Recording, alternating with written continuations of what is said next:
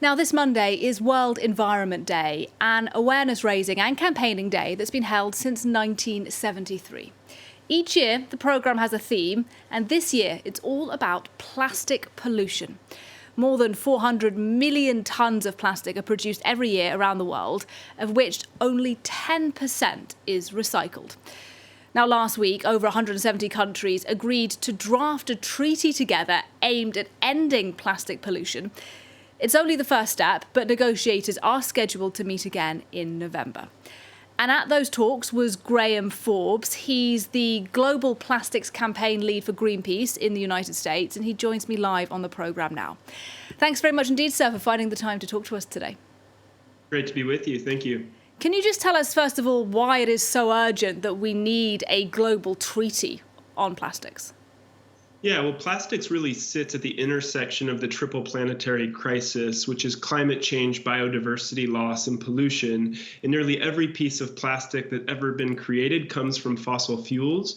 And we dramatically need to reduce plastic production and have global rules that help address a global problem. And we think the treaty can deliver this. And you attended the talks here in Paris, and it was reported at the time that a number of oil-producing countries tried to sort of delay the process, delay getting the agreement over the line. I wonder whether you witnessed that, whether that rings true for you.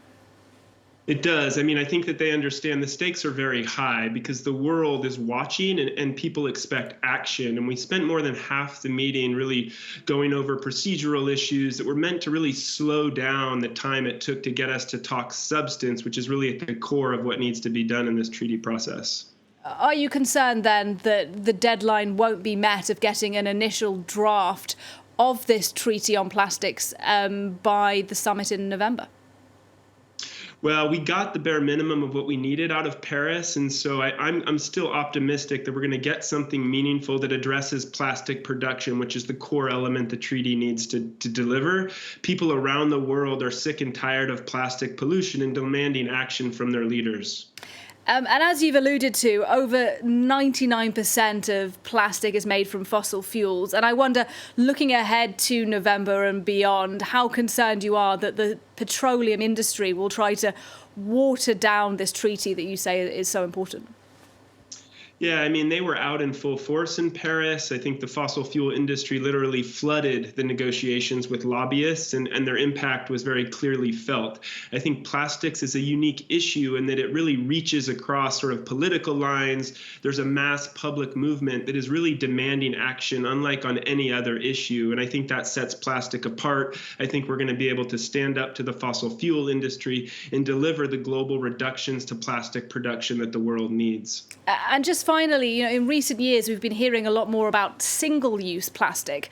Just tell us why that is such a particular problem, why we're hearing that phrase around now, and perhaps what alternatives there are out there for people to not use single-use plastic. Yeah, well, single-use plastic is particularly harmful, and so much of it is absolutely unnecessary. And so when you think about the impact it has on human health, on the human body, and on the environment around the world, it's an obvious one that we can move away from. We need corporations and we need the global treaty to put reuse targets in place so that people have options. We reuse the materials that we have, and then we aren't sacrificing ourselves and the planet for a piece of plastic that we're going to use for literally seconds and that will pollute for generations.